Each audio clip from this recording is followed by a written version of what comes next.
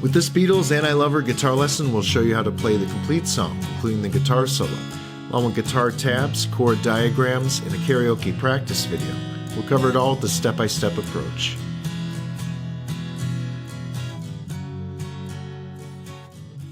Now, in the original recording of I Love Her, you have two main guitar parts. George Harrison uses a classical nylon string guitar to play all of the lead riffs as well as a guitar solo, while John Lennon uses a steel string acoustic to strum all the rhythm parts. And the song begins with that classic four-note riff played on a classical guitar, and we're going to use a pick though for plucking the notes. Typically you don't on a nylon string guitar, but you do for And I Love Her.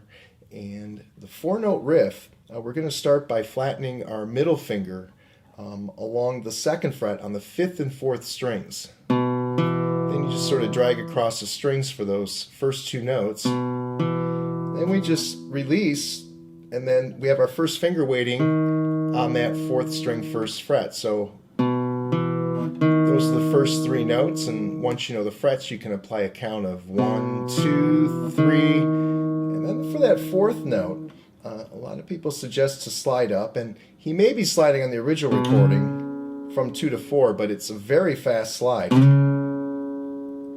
And what you can do as a substitute for that is just simply fret it with the 4th pinky finger, and that keeps the fretting hand steady in position. And that riff is played 3 consecutive times. And what we'll do later on in the video, first we're going to show you how to strum the intro, and then a couple clips from now you can practice playing this along with that backing rhythm. Now for the rhythm guitar parts on the intro, you just have to learn a 2-chord sequence, and we're going to start with an F sharp minor chord.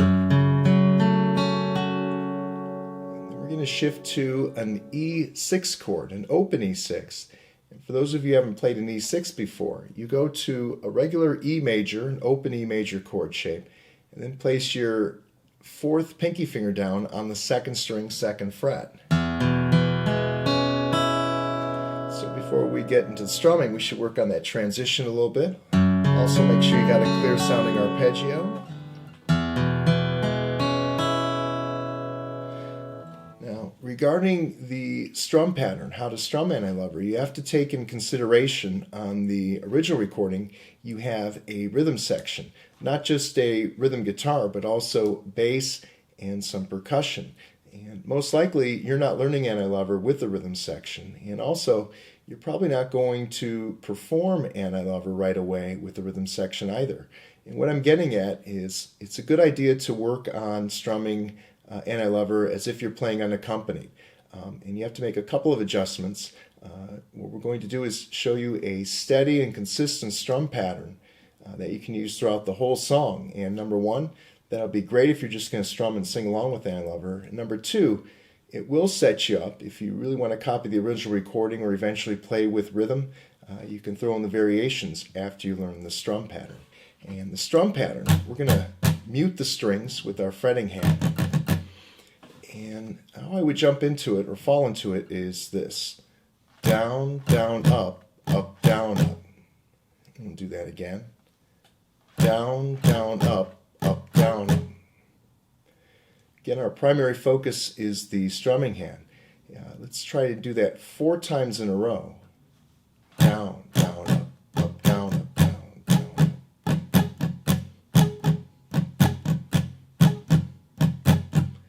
So if you have that down with the right hand, we can now shift to the left hand and the chord transitions. Again, the intro is just a 2-chord sequence. We're going to apply that strum pattern 2 measures for each chord. And so going to the F sharp minor, it's going to sound like this.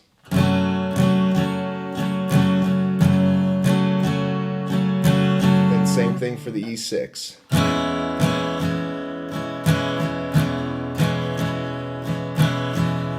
And again, that E6, especially if you don't play it a lot, it's a tricky transition. So getting all 4 fingers to be placed down on each string with a quick transition, that's a little bit tough. So one tip is maybe on that first down strum, You think E major, because if you've been playing a while, you can go to E major pretty quickly. Maybe on that first down strum, you'll strum E, and then that'll give you time to place the pinky down for the rest of that strum pattern. Now let's put that together again, the intro. 1, 2, ready, go.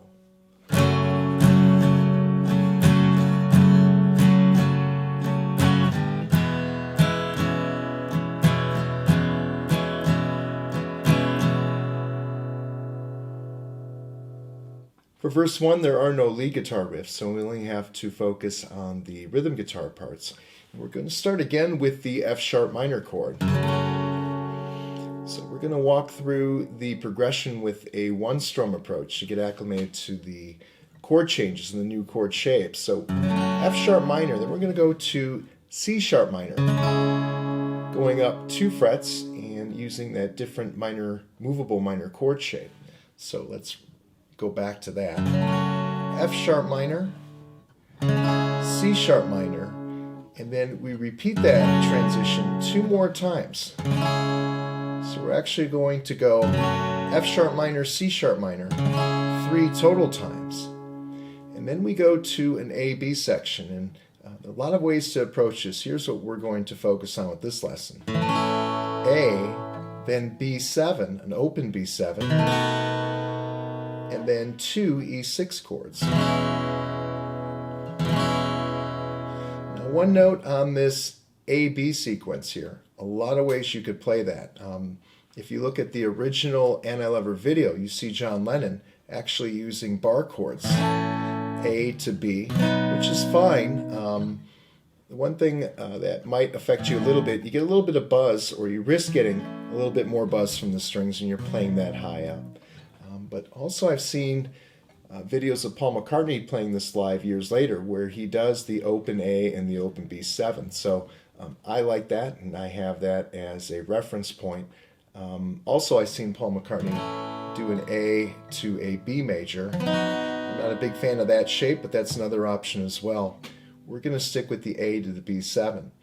Now, the strum pattern will be the same strum pattern, except we only do 1 measure per chord. So let's put that all together right now. We're going to run through verse 1 with the strum pattern with the slow walkthrough. 1, 2, ready, go.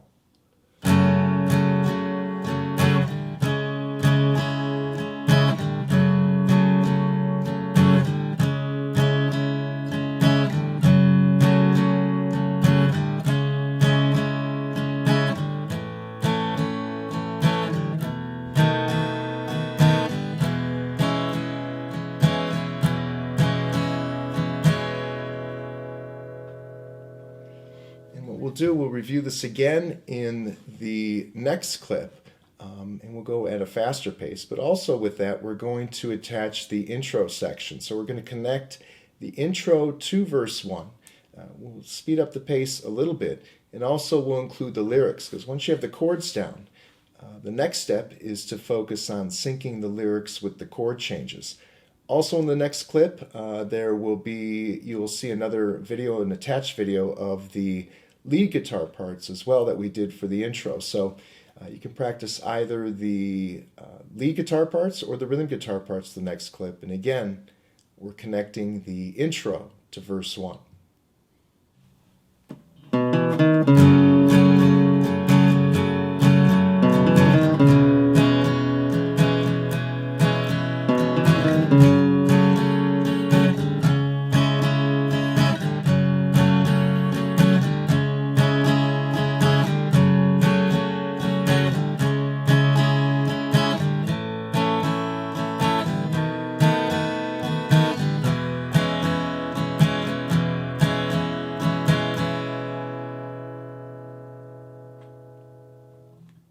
Now for verse 2, rhythm-wise, you'll strum the same progression as verse 1. In verse 2, though, we have some lead guitar riffs that are played, again, on classical guitar.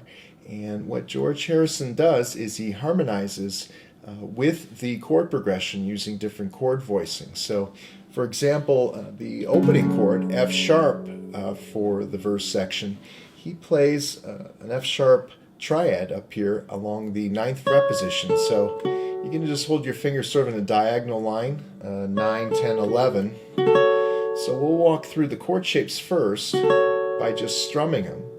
That's the F sharp minor chord. And then we're going to go to C sharp minor, and that's just flattening that first finger along the 9th fret. We're going to go back and forth between those two.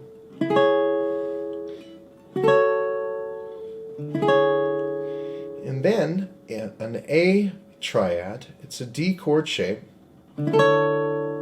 just those 3 strings, and then slide up 2 frets to a B triad, and then we'll go back to that C sharp minor, just flattening that first finger along the 3rd fret.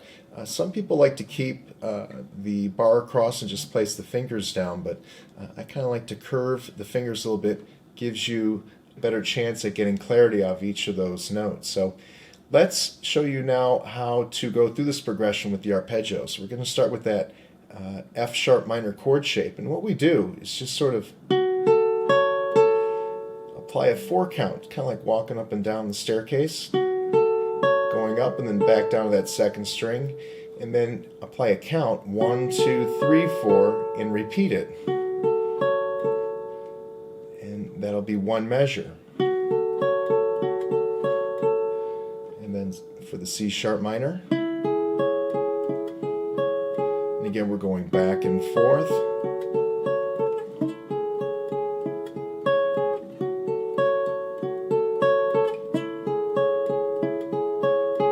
Then the A triad, slide up to B, then back to C sharp minor. Then we add a little bit extra, 1, 2, 3, 4, 1. Now let's go through that progression one more time. 1, 2, ready, go.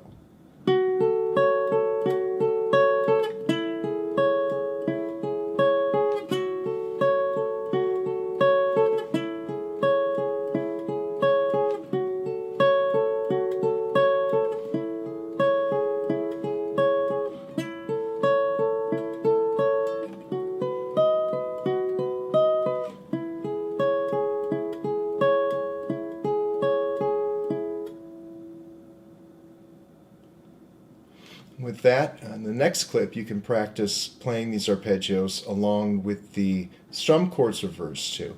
And we also have a different set of lyrics reversed too. So you can work on syncing the different lyrics with the rhythm, or you can work on these arpeggios.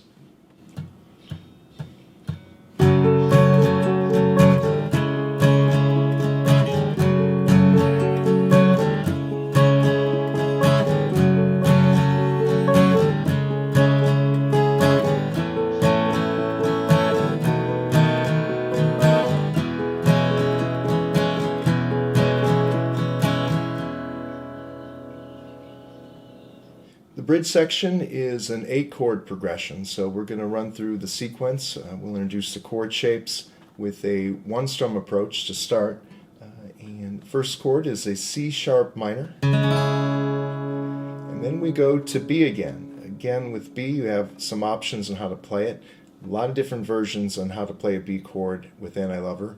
What I'm going to suggest for the bridge section is a different voicing. This time we will go up to a bar chord shape along the 7th fret, B major, that's the 2nd chord. Then we return back to C sharp minor to G sharp minor. So we keep the bar along that 4th fret, just shift the shape down, and then we repeat C sharp minor and G sharp minor again. That's 6 out of the 8 chords. So we're at the end of the bridge. We're sort of building up some tension here to resolve to the next verse section. So I think it's a good idea to move up the fretboard then and go to that bar B chord again, B major, and then the last chord's a B 7th. And so I like moving up because you can play it with an open B, this B, even the B 7th, but if you can't get this note unless you bar, and I do like that to end the bridge. So the B major, and then just focusing on the lower strings for the B7. Now the strum pattern, again, will remain the same for the bridge section. You'll hear some slight variations on the original recording, but let's walk through it with the strum pattern we've been using. So here we go from the top. 1, 2, ready, go.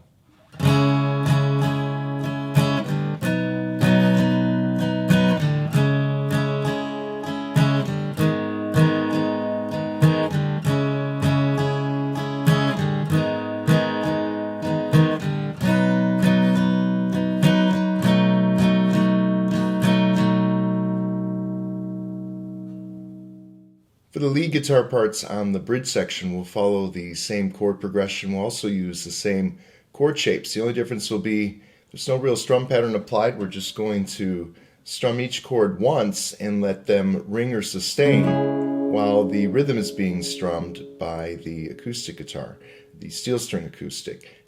One difference on the last chord, though, the B7th, we're not going to let that chord sustain so much if you want to follow the original recording, because after that last strum, you need to go back to the opening riff of the song to lead into verse 3.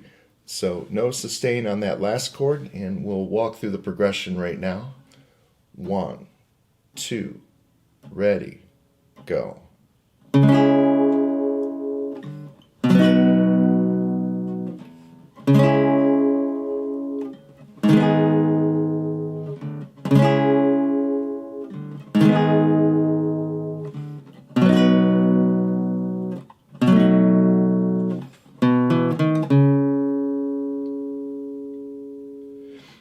You can practice this in the next clip along with the backing rhythm track as we go over the bridge. Also, another challenge will be to work on syncing the lyrics with the chord changes as well.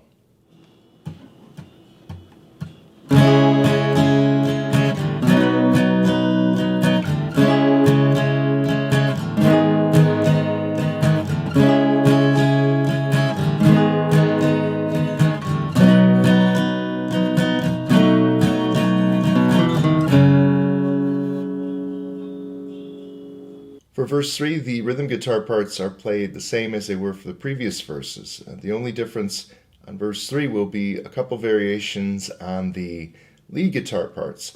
You might recall that lead-in riff from the previous section, the bridge section that leads into verse 3. Well, while that note is ringing or sustaining, you're going to delete that first arpeggio with the F sharp minor triad. So you won't hear that on verse 3. The arpeggios will start on the C sharp minor arpeggio. That's the first variation with the lead guitar part. And then the second one is at the end of the arpeggio section. They had one extra note. How we originally ended it was this.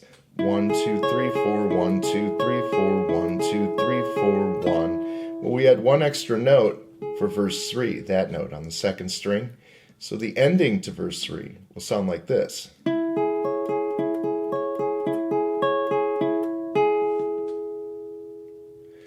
So what we'll do is we'll throw in those variations on the next clip. You can play that along with the backing rhythm.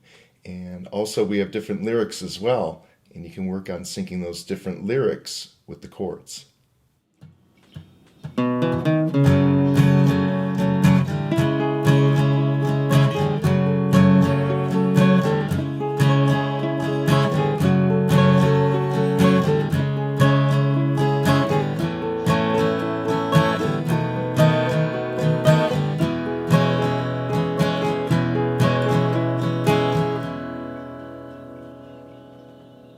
After verse 3, we go into the guitar solo section where the song changes keys.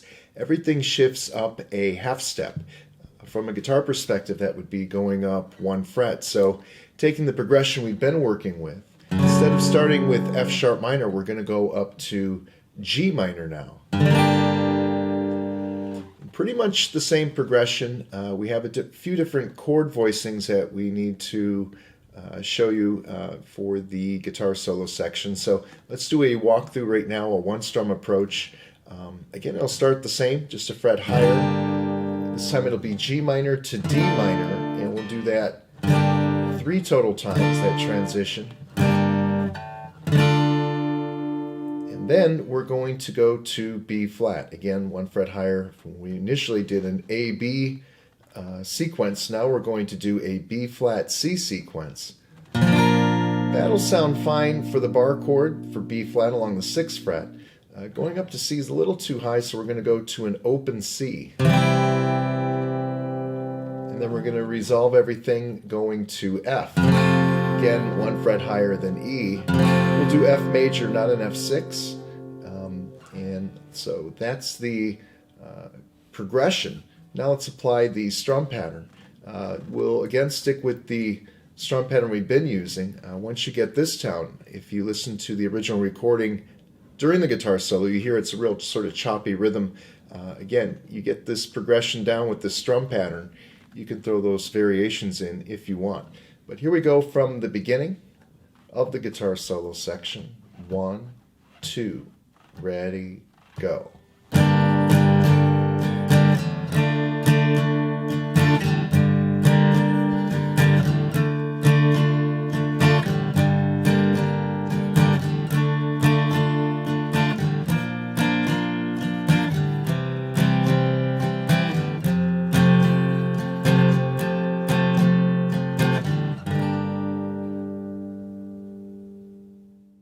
The guitar solo, we can divide it into 6 total sections, and for section 1 we go to the 4th string 5th fret.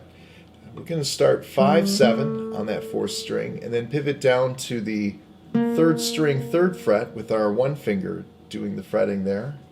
And there are 6 total notes in section 1, and we're following the vocal line for the verse sections. And so if you kind of keep them in, I give her all my love, that's what we're going to copy here. 5, 7, 3, and then for the last 3 notes we shift to the 2 string. I do a quick slide from ending on that 2nd string 5th fret, then 3rd fret with the 1st finger. So we kind of keep the sustain going. When we hit that 6th fret with that, I just use the same finger just to get that slide effect. Maybe a little vibrato on that last note. So the first 6 notes of section 1.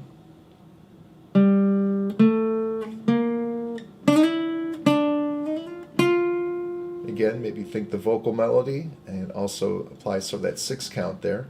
Why I mention the 6 notes is because for section 2, we pretty much follow that same phrase, but we delete the last note. And there's a little variation with that. So we start the exact same way for section 2. And then, so there's that little variation with the slide down. Again, we're falling into the solo. It's pretty accurate here, but once we show you the basic way to fall into it, then you can listen to the original recording and get those little nuances down if you want. But let's put it together from the beginning.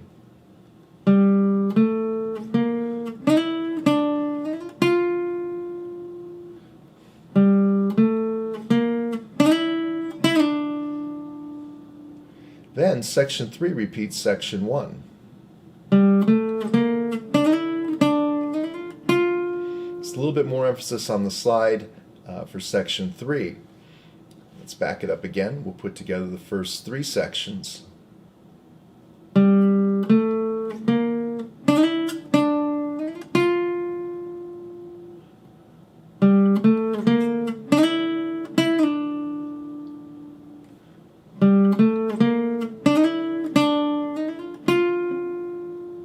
then keeping that same 1 finger down, we go into section 4, and I form a diagonal line with the fingers. And by using the correct fingers for the next note,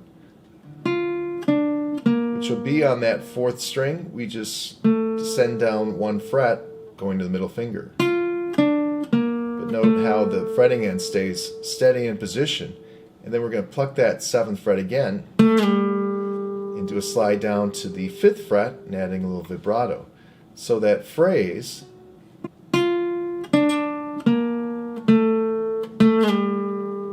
sounds like that.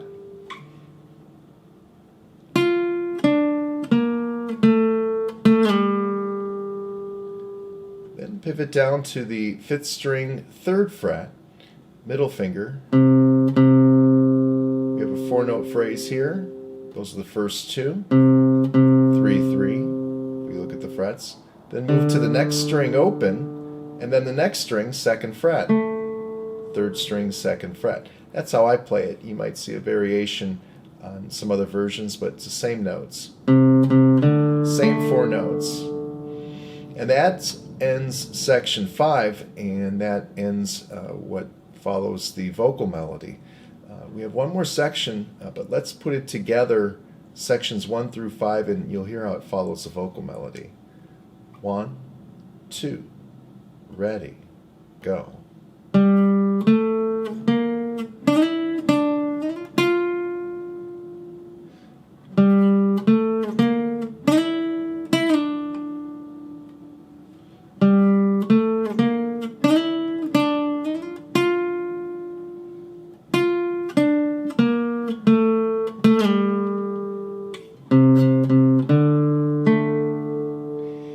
Go to section 6. It's a little added thing for the guitar solo.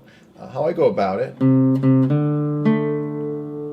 is I go down to the 5th string 3rd fret with the 3rd finger, 3, 0 on that 5th string, and then just shift the 3rd finger down, 3, 1 for the next 2 notes. 3, 0, 5th string, 3, 1 bottom string. A nice cool slide where that last note will harmonize with the backing chord. We'll do that again. 1, 2, 3, 4, slide. And let's go through now the complete solo, slow walk through. 1, 2, ready, go.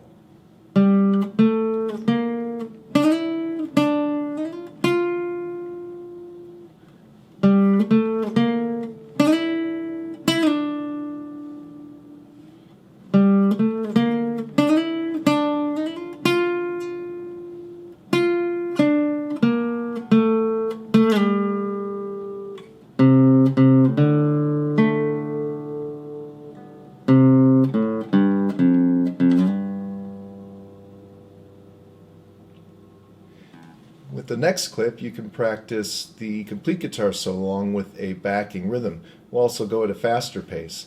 And just to note, if I missed a couple little of those micro slides or a little bit of the vibrato, this is the general idea. And then if you want to fine tune it, just listen to the original recording to get those finer points down if you want.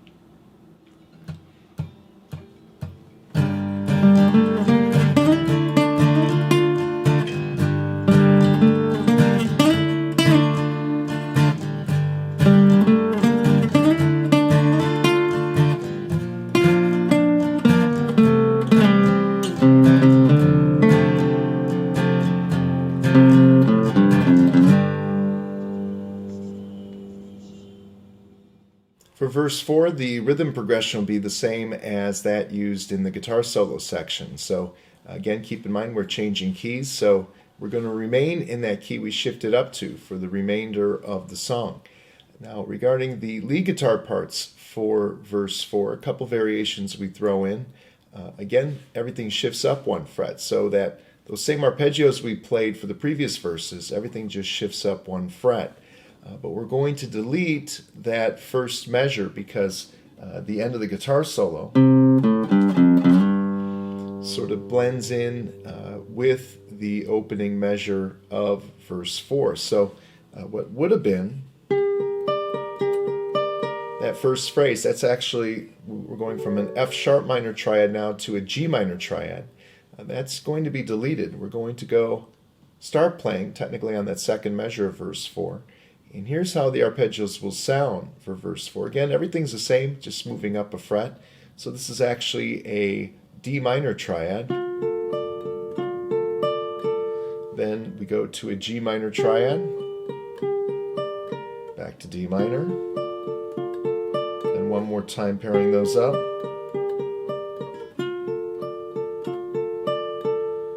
And then, again, we go to the D chord shape. I'm going to do this variation here, just if you want to try this. Of course, you can use the D chord shape, or you can just keep that first finger flattened and throw down that second middle finger. That's a B flat triad, and then moving up 2 frets, that's a C major triad, and then back to D minor. And we're not going to add this last note. We're going to delete the last note because we need to run back or go back to the opening lead guitar riff for the next section, the Coda. So we're going to delete that very last note that we usually play. Let's run through it really quick. One more time, the arpeggios for verse 4.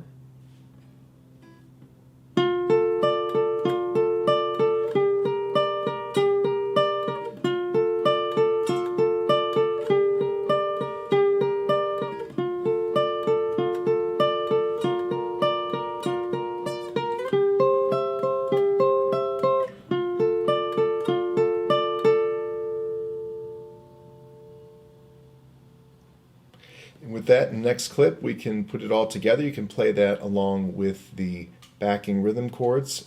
Lyric-wise, they'll be repeating those from verse 3. But regardless, practice whatever you want. With the next clip, all of verse 4.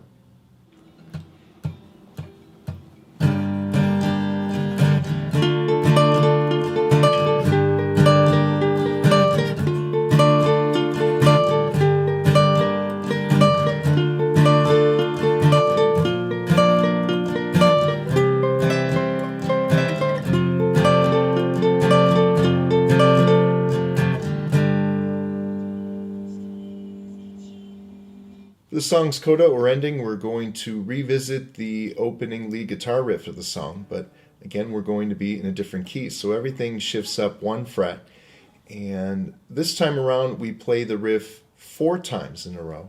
And so let's just show you how it sounds, get acclimated to playing in this different key.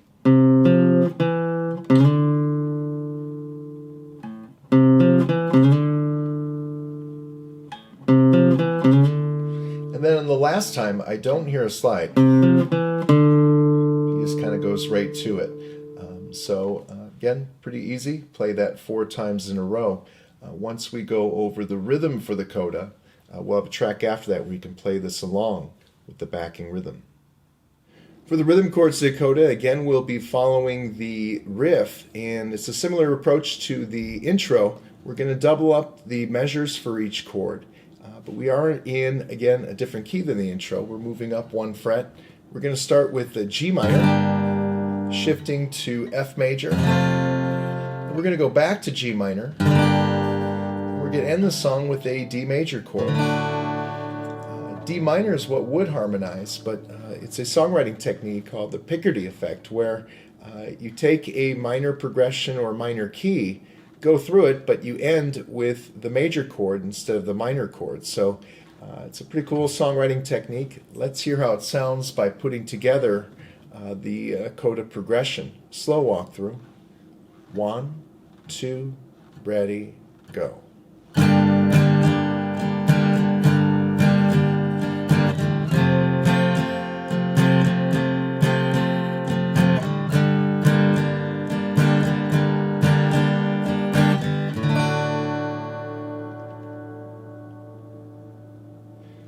And with the next clip, we'll put that together with the lead riff so you can hear how they both harmonize and also work on the timing as well. So in the next section, we'll review the Coda with both guitar parts.